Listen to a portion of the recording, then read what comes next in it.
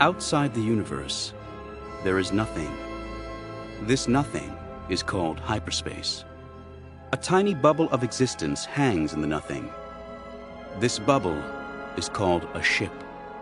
The bubble is its own universe. Outside the universe, there is nothing.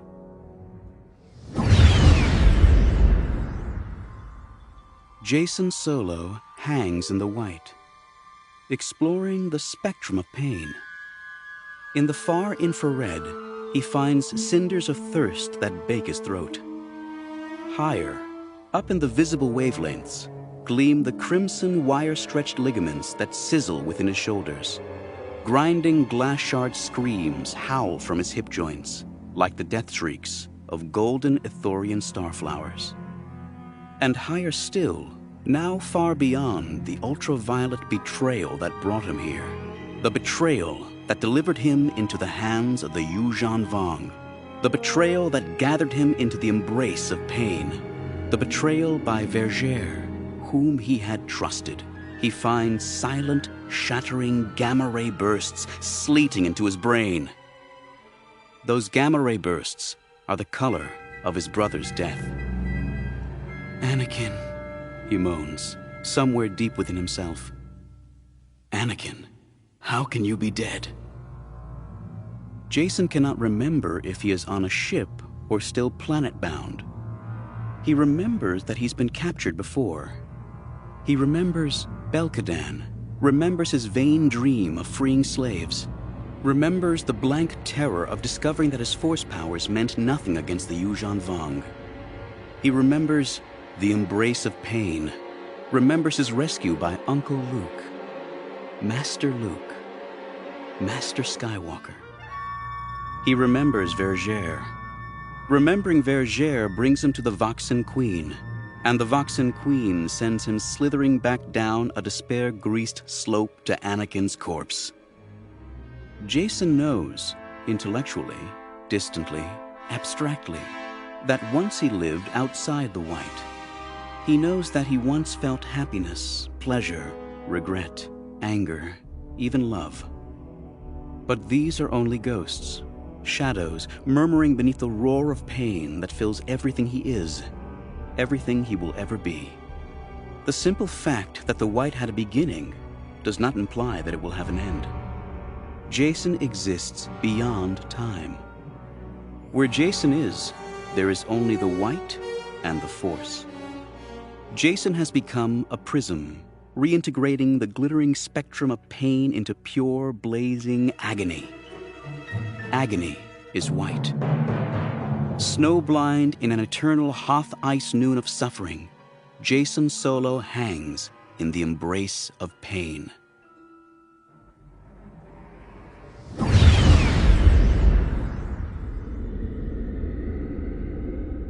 The touch of a hand along his jaw leaked time into the white.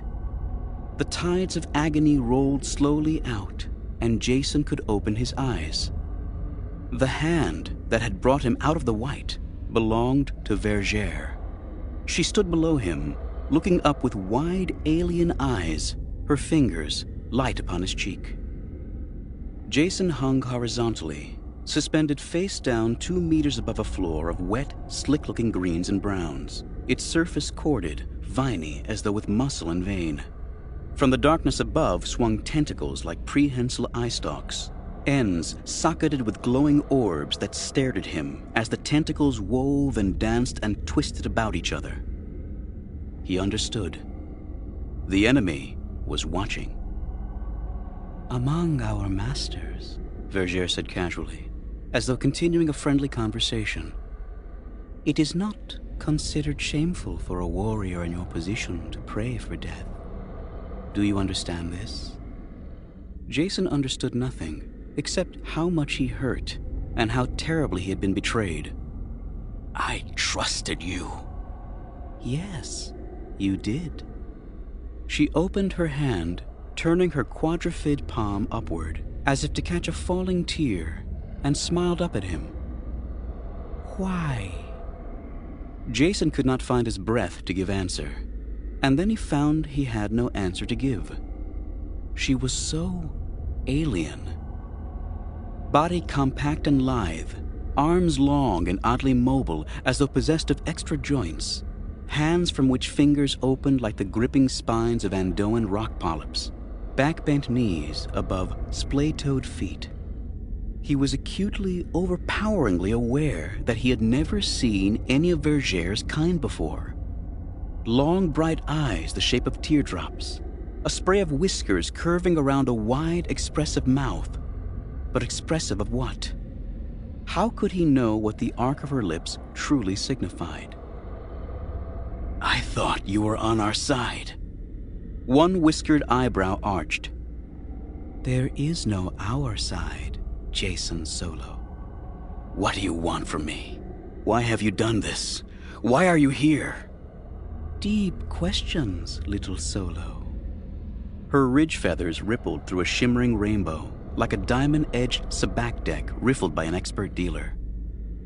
"It is near enough to the truth to say that I am a messenger of melancholy, a herald of tragedy, bearing gifts to ease the grieved, a mourner with grave goods to decorate the tomb, a hierophant to perform the sacred offices for the dead." Jacen's head swam. "You're saying..." Jacen licked his lips, his tongue so dry it scraped them raw. "You're saying you're going to kill me?" "Oh no, not at all. I'm saying you're already dead." Jacen stared.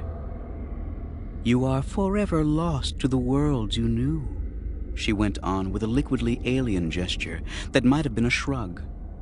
"Your friends mourn, your father rages, your mother weeps. The bright fields of day are forever past."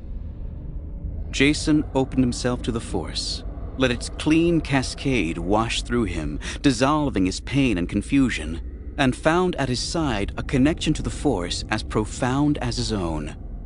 Vergere crackled with power. Jacen murmured, "You're a Jedi." Vergere laughed. "There are no Jedi here," she said, and made a gesture, eye flick swift. Beyond that, he heard and saw no more. A silent supernova erupted within Jacen's brain and blasted away the universe.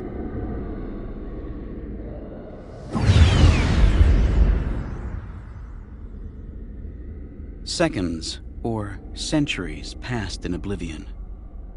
Consciousness swam back into him, and he opened his eyes to find himself still hanging in the embrace of pain, Vergere still standing below him, on her face the same alien facsimile of cheerful mockery. Nothing had changed. Everything had changed. The universe was empty now. "What?" Jacen croaked, his throat raw as though he'd spent days screaming in his sleep. "What have you done to me?" "You have no business with the Force, nor it with you. Let you have the Force? The idea! No, no, no, little Solo. The Force is much too dangerous for children, so I took it away from you." The emptiness of the universe howled inside his head. There was nothing out there, only vast interstellar vacuum. There's no way. You can't possibly." "But I have. Really, this Force business, you're better off without it. If you're a good boy, I'll give it back when you grow up." But I'm a Jedi." "You were a Jedi," she corrected him. "Haven't you been paying attention? What part about being dead do you not understand?" "I don't." Jacen's eyes drifted closed. "Jacen Solo, listen well." Her voice was warm and kind, and her breath smelt of spices grown in alien soil. "Everything I tell you is a lie. Every question I ask is a trick. You will find no truth in me." Jacen stared into eyes as blackly encompassing as interstellar space. He whispered, "What are you?" I am Vergere. What are you? She waited, motionlessly patient, as though to confirm that he had no answer. Then she turned away. A hatch sphincter dilated in the wall. A wet sound like lips opening for a kiss, and Vergere left without a backward glance. The walls and ceiling creaked like an old man's joints as the grip of the embrace of pain tightened again. Jacen Solo was once more swallowed by agony.